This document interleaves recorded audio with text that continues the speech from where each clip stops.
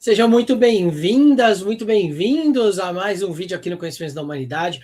Continuando aqui a nossa série sobre o sagrado feminino no crescente fértil. A gente começou a falar já de uma das grandes matriarcas bíblicas e hoje é dia de falar de outras matriarcas bíblicas. Eu estou aqui com a minha companheira inseparável de sagrado feminino aqui no crescente fértil, com a Ju. Ju, boa noite, tudo bom? Boa noite, Léo. Boa noite, pessoal. Adorei ser a companheira inseparável do Sagrado Feminino no Crescente Fértil. Muito bom. Muito específico, né? Mas assim, com o tempo a gente vai ampliando essa capacidade de ser companheira em outros sagrados femininos, tá?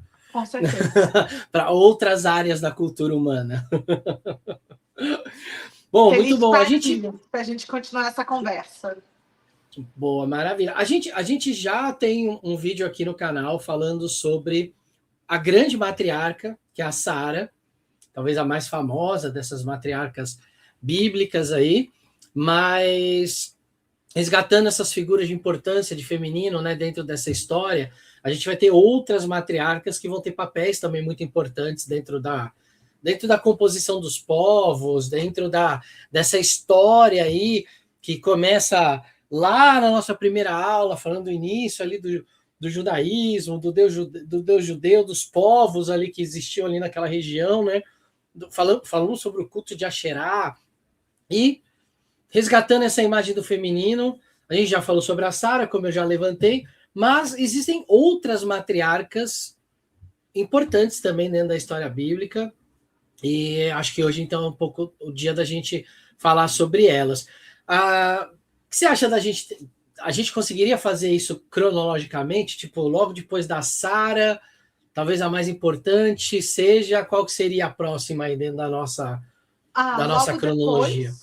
Logo depois da Sara, em ordem cronológica, né? A gente iria para a Rebeca, que é a Rivka, né?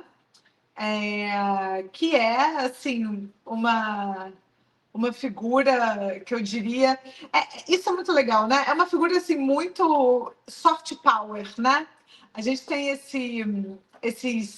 esses grandes patriarcas, esses grandes governantes que são os homens e os patriarcas, etc.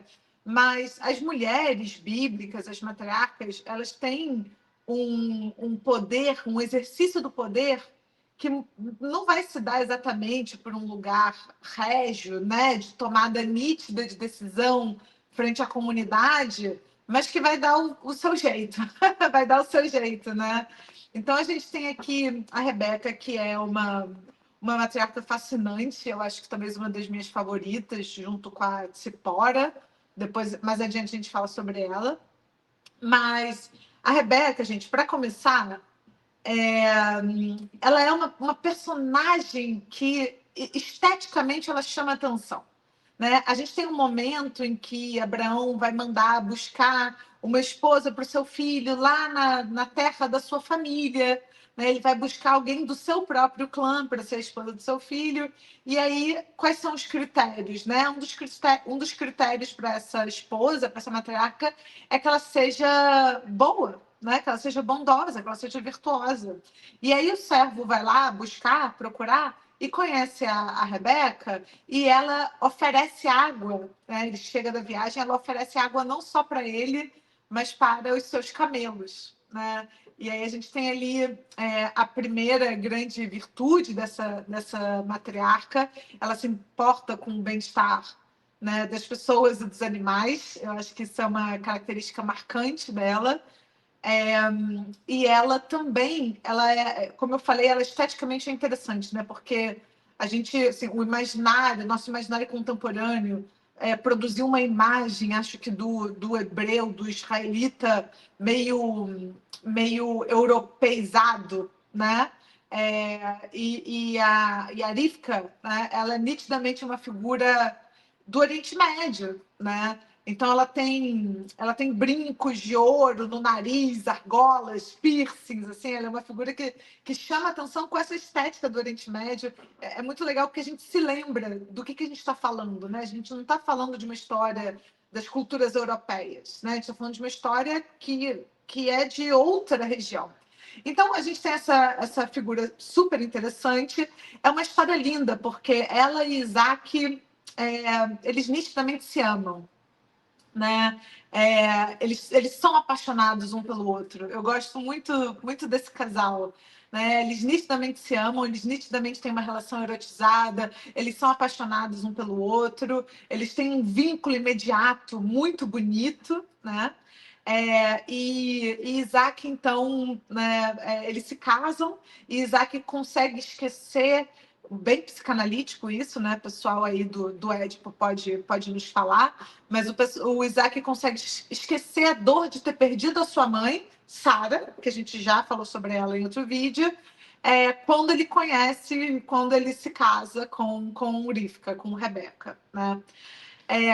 O Isaac, gente, na minha opinião, ele é o patriarca com menos tempo de tela. Menos tempo de tela, assim. Ele protagoniza aquele momento lá que ele quase foi assassinado pelo pai dele, quase foi sacrificado, né? O tal sacrifício de Isaac. Mas depois disso ele aparece pouco e vai aparecer mais velho, ficando cego, perdendo a sua visão. E a Rebeca, ela entra como uma protagonista nessa terceira idade, assim, nesse momento da vida deles, né? Por quê? Eles tiveram 2 filhos, né? Esses filhos são Esaú, o mais velho, e Yaakov, né? Jacó, o mais novo. E eles meio que são gêmeos, só que um sai primeiro do que o outro. E aí, então, tem o que seria o primogênito. E a gente sabe que o direito da primogenitura é uma coisa importante, não só na cultura hebraica, mas no mundo antigo, não só no mundo antigo, mas no medievo. Assim, a gente tem a questão da primogenitura como uma questão bastante relevante em relação ao direito sucessório, né? O protagonismo da herança, enfim, isso tudo vai estar em jogo. E aí, o que acontece?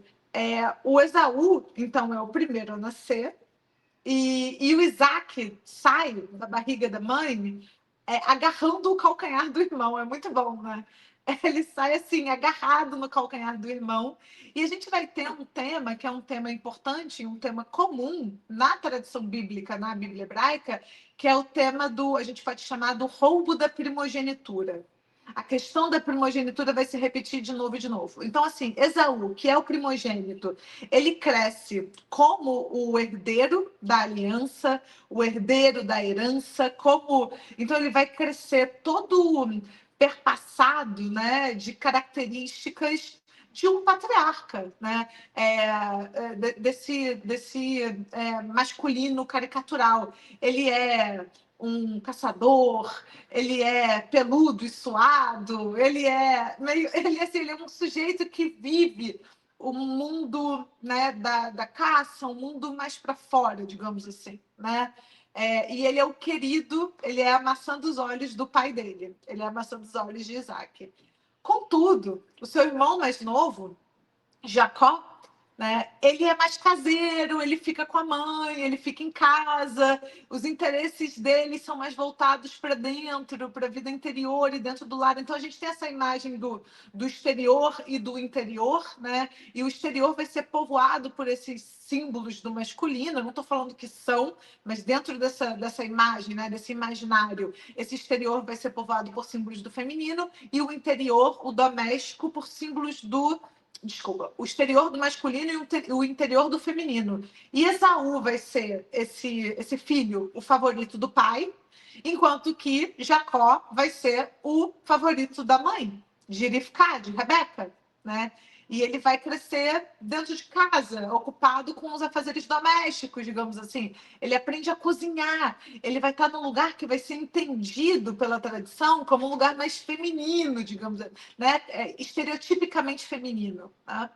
E aí chega um momento, Léo, que o Isaac já está cego, ele já está velho, e ele vai dar a bênção. Então, ele vai passar a bênção, né, para o filho. Isso é muito curioso, porque a bênção especificamente parece ser uma coisa que, se você dá para um, você não pode dar para outro. Né? Ela não é a nossa relação que a gente tem com a bênção. A bênção é quase um presente que você dá. Né? Então, ele vai passar a bênção, a aliança, o direito da primogenitura para Esaú, só que A Rebeca vai dar uma roubada nessa hora, vai né? dar uma. A roubada, acho que ela fala, mas vai dar uma roubada. Ela vai dar uma. Ela vai ser astuta, né? Ela vai ser sagaz. Ela vai dar um jeito de enganar, sim, o Isaac, para que ela coloque o seu filho favorito, que não é o Esaú, é o Jacó, para que ela coloque o Jacó na linhagem da sucessão. Então, para que o Jacó roube a primogenitura do irmão. Então e o direito da primogenitura. E vejam só, quando a gente pensa nos primeiros patriarcas bíblicos, a gente fala o quê? Abraão, Isaac e Jacó. Abraão, Isaac e Jacó, né? São os patriarcas. Não é Abraão, Isaac e Esaú. O Esaú rodou na linhagem, né? Ele realmente teve a sua primogenitura roubada. Ele não foi o patriarca. Então, funcionou. Né? Então, o que acontece? Tem um dia que Esaú volta faminto, sabe, todo morrendo de fome, e o Isaac fala, me dá uma comida, o Isaac fala, eu dou, mas desde que você me dê a sua primogenitura. Aí o Esaú fala, tá bom, toma, só me dá uma comida. Aí ele vai lá e dá um cozido, uma lentilha para ele. Então ele pensa, bom, comprei o direito da primogenitura. Está comprado, já não é exatamente um roubo, né? E aí chega na hora que o Isaac ele vai abençoar, né, o filho, o primogênito, e aí a Rebeca vai lá e faz uma... O Esaú é descrito como um sujeito cabeludo, né, peludo. Então ela vai, faz tipo uma segunda pele com pelos de lã, de cordeiro, para ele usar, para ele parecer cabeludo quando o pai for tocar nele. Ela vai e faz toda uma fantasia, assim, pro Jacó. O Jacó vai até o pai, finge que é o Esaú e rouba a primogenitura. O que isso significa? O Isaac, ele faz a bênção, que seria a bênção para o próximo patriarca, para o Jacó, que é o filho mais novo, que é o filho favorito de Rebeca, né? E o Esaú, depois o Esaú vai falar, mas pai, não era eu, era meu irmão, você não pode me dar a bênção? E ele não pode. Né? A bênção é quase um feitiço, né? Ela tem um papel que a gente chama de... Ela é a palavra eficaz, né? A palavra eficaz funciona como uma magia, como um feitiço mesmo, né? Então ele dá a bênção para um, acabou, ele já deu, ele não pode dar a mesma bênção para o outro. E aí ele arruma uma outra bênção para dar para o Esaú, que não é nem de perto uma bênção de soberania e protagonismo como a bênção que é dada a Isaac, né? Então a gente tem aqui a gente está falando aqui um pouco dessa linhagem dos patriarcas, mas quem faz dos patriarcas os patriarcas? Quem colocou Jacó naquela posição? Né? Quem foi a personagem responsável por uma espécie de transgressão na narrativa bíblica que vai acompanhar a narrativa bíblica a todo o momento? Essa história de quem é o patriarca, de quem é o verdadeiro herdeiro, quem tem o direito à aliança com Deus, ou o que quer que seja, é uma história que vai acompanhar todo o texto da Bíblia hebraica. E eu acredito que na Bíblia cristã também, mais adiante a gente fala sobre isso, mas porque vai priorizar, né? É um recurso narrativo, um recurso literário maravilhoso para elevar o menor, elevar o underdog. O escolhido é o excluído, é o que teoricamente não teria direito à herança. O escolhido, né, é o escravizado. O escolhido, e aí a gente vai ver isso na Bíblia cristã, é o pobre, é o povo, né? Não é possível, é mais fácil um camelo passar pelo buraco de uma agulha do que um rico entrar no reino dos céus. Né? Isso não está lá no texto bíblico? Então a gente tem um pouco a construção desse começo dessa história de que o verdadeiro herdeiro, ele é o irmão mais novo, ele é o cara excluído, ele é o escravizado, ele é, como eu falei, o underdog, o que não nasceu para isso, o que não é o nitidamente o poderoso e o soberano, mas é o que vai ser investido na posição de soberania pelos outros exilados, pelos outros marginalizados. E aí a gente tem o quê para trabalhar maravilhosamente essa história? A gente tem uma mulher dentro de um tempo, de uma sociedade patriarcal, uma mulher que astutamente coloca o filho mais novo na posição do herdeiro da aliança. É ela, né, e o próprio Jacó que produzem essa transgressão, que é uma transgressão que vai ser tão importante, tão característica para toda a história, para toda a narrativa. Isso é muito importante, Léo, porque veja só, o antigo povo hebreu era um mini clã, um pequenino grupo lá na periferia de Canaã, sabe? Dentro de um mundo de impérios, o Império Babilônico, o Império Persa, o Império Egípcio, dentro de um mundo de forças assim coloniais e imperiais absolutamente gigantescas. E o que eles fazem o tempo inteiro, né? Como esse grupo tão pequenininho, tão fragilizado? Sobrevivem geração após geração. E sobrevivem como? Sendo os excluídos, sendo os marginalizados, e dando um jeito de transformar o excluído, o marginal, no escolhido. No escolhido. E essa transformação vai se dar porque essas figuras marginais vão investir, né? Vão produzir essa transgressão. E aí a gente tem o exemplo da nossa maravilhosa Rebeca. A gente pode se perguntar, ué, mas a moralidade divina, ela permite isso? Porque ela enganou, ela mentiu, ela fez um esquema lá, né? Me escapuliu a palavra, um embuste, né? Ela fez ali uma armadilha, enganou todo mundo, né? Isso não é antiético, isso não é pecado, né? E, assim, pelo visto, Deus está plenamente do lado dela. Pelo visto, as suas ações são bancadas, sustentadas, né? E aí, quando a gente vê, por exemplo, os comentários, né?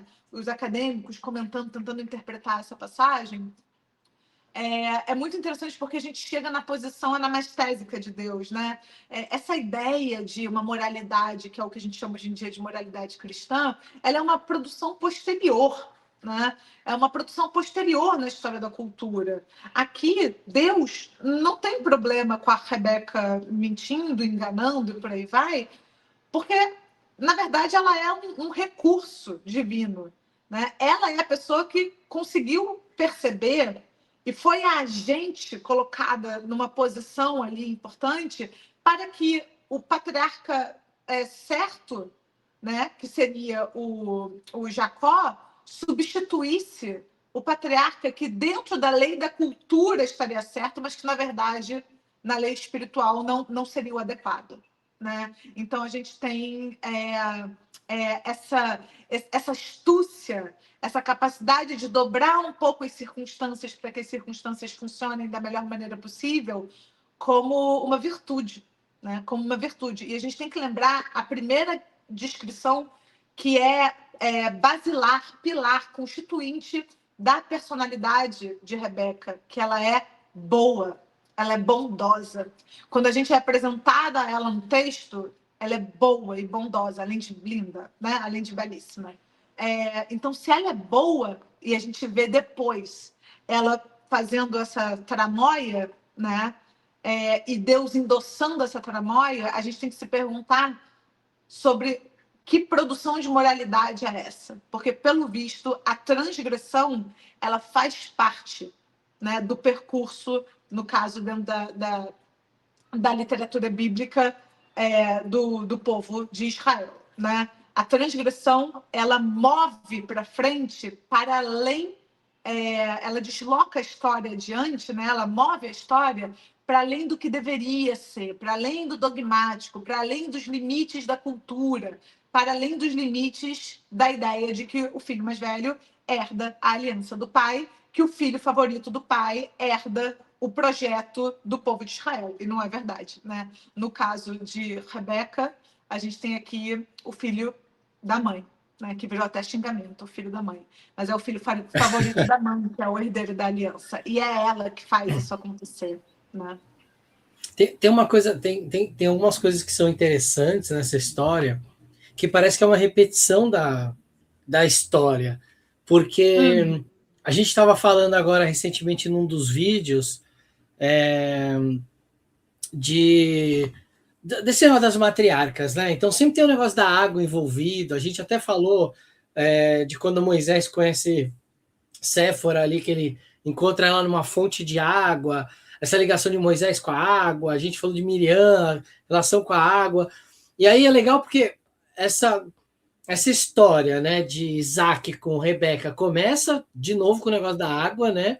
Ele pede o sinal a Deus, né, para a esposa, e aí ela vem ali cumprir o sinal, né, entregando água, não só para ele, para os servos, mas também para não sei quantos camelos que ela dá água. E aí outra coisa que se repete é que durante 20 anos eles tentam ter filho e eles não conseguem. E aí tem uma esterilidade ali que aparece entre os dois, até que Deus fala, beleza, agora que eles precisam de mim, eu vou mostrar que eu vou intervir. Aí ele vai lá e dá gêmeos para os dois, né? Parecido também com a história de Abraão e de Sara, né? Que fica aquela esterilidade eterna, que aí em determinado momento Deus fala, agora que nasceu um filho com a escrava, eu vou arrumar uma confusãozinha aqui, eu vou fazer uma mulher bem mais velha engravidar. Ué, tem que ter roteiro para essa história, Léo. Tem que ter. É isso. Para desenvolvimento de personagem. Eu acho justo, acho justo. Ué, e aí a gente vai ter. Né? Não, exato, senão não se torna uma grande história, uma história normal. Olha, eles casaram, engravidaram, tiveram filho, aí os filhos eram amigos, casaram, aí o mais velho teve filho, aí fica nessa história meio sem graça, é uma novela sem graça. Tem que ter dramas como uma boa novela mexicana. Mas a gente vê aí que tem algumas coisas também que estão dentro de tudo que você falou, né? A gente tem uma quebra de tradição, então esse direito sucessório ele é invertido, né? O próprio Deus abençoa essa inversão, essa ordem de escolher o segundo filho. A gente tem essa questão de graça versus mérito, né? Então, quem deveria ter o mérito é um, mas quem recebe a graça é o outro. E aí isso causa essa troca, né, do direito de primogenitura por um prato de lentilha, mostra o quanto que tem ali um desprezo de Esaú com essa coisa, né? E Jacó já se mostra alguém determinado, alguém que, embora tenha agido ali por alguns meios meio questionáveis, Jacó vai valorizar essa bênção espiritual e vai entender que isso tem um valor eterno, né? E é daí, inclusive, que depois a gente vai ter duas nações, dois destinos proféticos, né? Esaú vai dar origem aos Edomitas, Jacó vai dar origem a Israel, né? Então a gente tem as 12 tribos, enfim, aquela história toda, a gente tem daí. E uma coisa que você estava falando, eu lembrei, tem uma série que agora já posso dizer que é antiga, mas não é tão antiga assim, que é Lost. E Lost, no final, a gente descobre que aquela treta toda na ilha seriam contra dois personagens e que eles seriam, um deles se chama Jacó e o outro não tem um nome ali, ele é um monstro de fumaça negro, mas ele é o gêmeo que nasce de uma mulher, os dois gêmeos nascem juntos, o Jacó que recebe as bênçãos, o Jacó que é aquele que herda a ilha, a terra prometida, e o Esaú vira meio que o vilão da história ali, fica colocado de lado. E o quanto que os caras usaram essa mitologia, né, dentro de Lost. Tem lá outros símbolos que eu lembro na época. Tinha as duas pedrinhas lá, Urim e Tuim, né, a pedrinha preta e a pedrinha branca. Então eles também recebem a pedrinha preta e branca para representar o sim e o não, o bom e o mal. E aí eu achei interessante para quem assistiu lembrar desse final da série. Acho que é no penúltimo episódio que conta a história dos dois, e é bem legal de lembrar que o quanto que isso também acaba influenciando a cultura pop, né? E aí a gente pode... Oi? Referência na cultura pop não precisa ser novela bíblica, não. A gente tem referência o tempo inteiro. Quando a gente conhece essas histórias e fica atento, a gente começa a ver essas referências, né? Mas você estava falando essa questão da água e da fertilidade, infertilidade, isso é um topos clássico, né? Literário da narrativa bíblica, já apareceu na apareceu agora na Rebeca, vai aparecer de novo, né? Vai aparecer de novo na Raquel, por exemplo, que é a próxima matriarca que a gente vai conversar. Então, assim, a infertilidade dessas mulheres, ela vai ser análoga e diametralmente oposta à promessa. Qual que é a promessa? A promessa é a promessa de uma terra fértil, uma terra de leite e mel. A promessa vai ser a promessa de descendência numérica, uma descendência tão numerosa quanto as estrelas no céu, quanto os grãos de areia da praia, né? Então, assim, a história das matriarcas inférteis e a promessa da fertilidade da terra, ela repete um topos clássico da história das religiões, a história das mitologias, que é vida e morte, fertilidade e infertilidade, né? Core e Perséfone, entende? Dumuse e Gestinana, todas as divindades que vão para o submundo, o mundo fica estéril e depois elas fazem catábases e anábases, né? Elas descem para o submundo, depois elas ressurgem. Então a gente explica o que? As estações do ano, os ciclos da natureza, vida e morte. É um universo simbólico gigantesco. E o que faz também, né? Além desse elemento, é muito curioso isso, né? Vários casamentos inférteis, né? E que magicamente se tornam férteis. Então a gente tem a questão do eixo, né? Entre a infertilidade dos casais e a promessa da fertilidade. E qual que é o elemento transmutador, alquímico, né? Para a gente usar essa palavra, entre a realidade infértil e a promessa, né? Da abundância, da bonância, da fertilidade. O eixo transformador é Deus, né? Ele vai, então, operar essa transformação. Ele vai operar, é o tal do milagre, né? É o tal do milagre. Mas então a gente tem alguma coisa aí que, engraçado, isso normalmente vai ser visto como algo antinatural, e eu entendo por que a gente fala de antinatural, porque Sara fica grávida velha, né? Porque a gente está falando de coisas que aparentemente elas desafiam, né, o curso natural das coisas. Isso entra um pouco naquela lógica, Léo, de Deus criar situações para provar para a humanidade a sua magia, assim, a sua capacidade de operar os milagres, aquilo que é da ordem do sobrenatural. Né?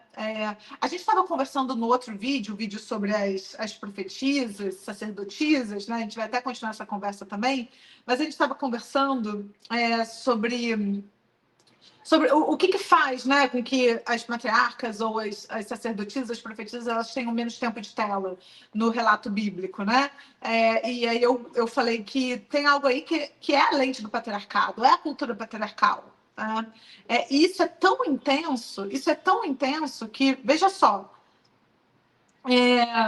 a própria imagem de Deus, cara, isso é um temaço, né? Um dos temas da minha vida, mas é uma zona muito cinzenta, porque quando a gente fala sobre isso, as pessoas já estão muito armadas, né? Mas a própria representação de Deus, a gente está muito acostumado a pensar que Deus, ele é um homem, o Deus bíblico é um homem, né?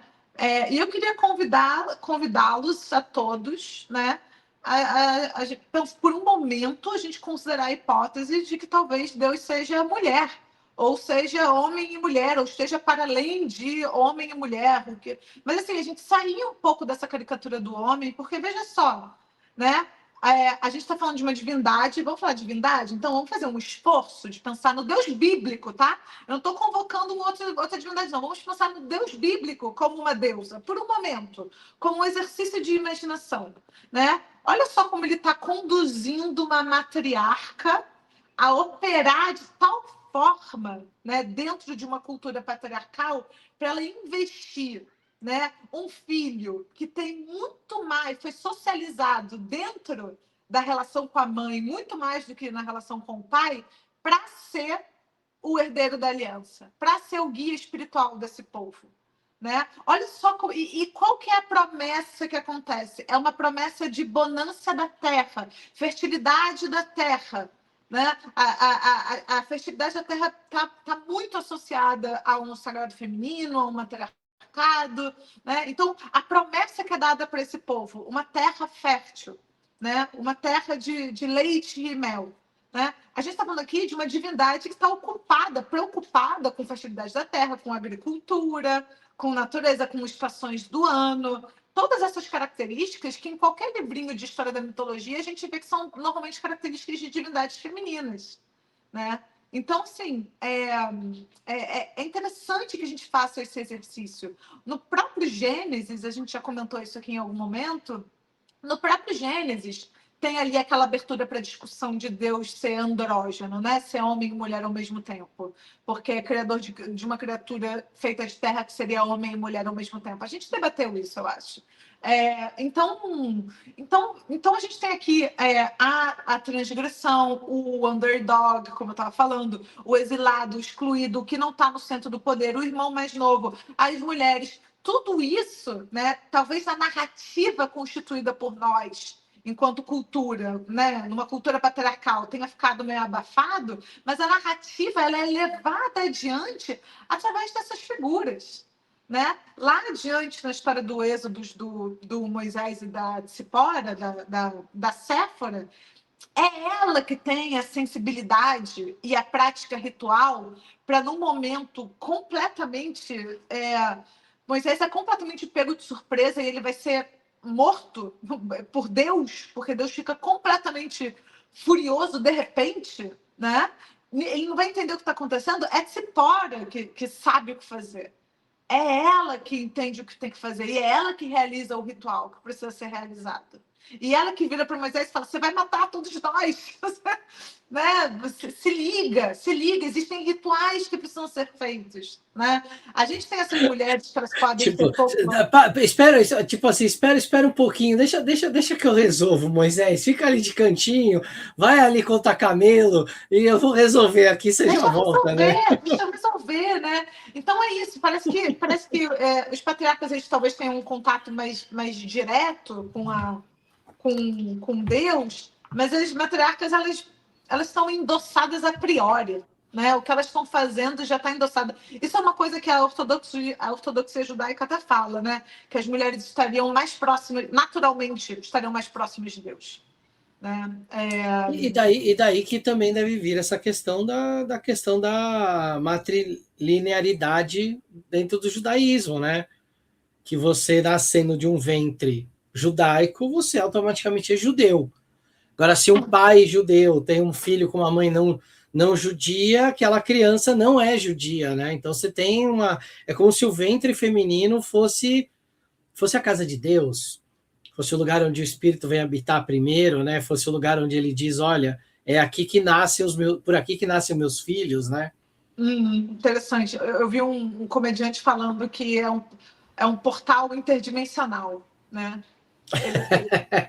Que o corpo da mulher, ele falou com essas palavras mesmo, ele foi um pouco mais obsceno, mas ele falou que o corpo da mulher é um portal interdimensional. Eu concordei. Então, Léo, sobre essa questão da matrilinearidade, é uma questão mais cabeluda, assim. Tem muitas coisas em relação a isso, mas acho que, e sim, uma das interpretações que a gente poderia ter é que o ventre judaico ele determina, né, necessariamente, automaticamente, sem necessidade de nenhum tipo de nada a mais, ele automaticamente determina a aliança, a continuidade da aliança, né? Mas eu acho importante também falar que existem judeus patrilineares e que são plenamente judeus como qualquer judeu matrilinear, e que isso vai ser uma disputa que vai se dar muito mais no campo da religião do que no campo de uma identidade étnico-cultural, né? Então, dentro da lógica étnico-cultural, se você nasce judeu matrilinearmente ou patrilinearmente, desde que você se identifique e se considere, você não precisa provar nada para ninguém. Você está dentro da aliança, né? Mas tem uma disputa entre ortodoxia, reforma, conservadorismo, aí a gente vai entrar aqui nos meandros das fúrias dos grupos entre si, Mas é curioso que exista a questão da matrilinearidade, né? Então, deixando isso de lado por um momento, é curioso que a matrilinearidade ela seja a transmissora necessária da identidade e da aliança, né? Isso significa que as mulheres elas têm um papel formativo absolutamente importante, né? Dentro da constituição da ideia de alma, da ideia de povo, né? Da ideia de povo. Isso é uma coisa muito importante, né? Porque as pessoas falam, tá, mas judeu é religião, judeu é sei lá o quê. Mais ou menos, né? O conceito do que é o judeu, ele antecede essas diferenças que são diferenças que foram forjadas a posteriori. Eu acho que a melhor maneira de pensar é povo, é am, né? É a ideia de um povo. E nesse contexto, quem faz a tessitura, né, da rede do povo, não apenas, mas também de maneira muito central, né, e no caso, né, da história que a gente está trabalhando aqui, quem investe a liderança do povo no momento, né, nesse momento da narrativa, é Rebeca, né? E Jacó vai crescer para se apaixonar por Raquel, né?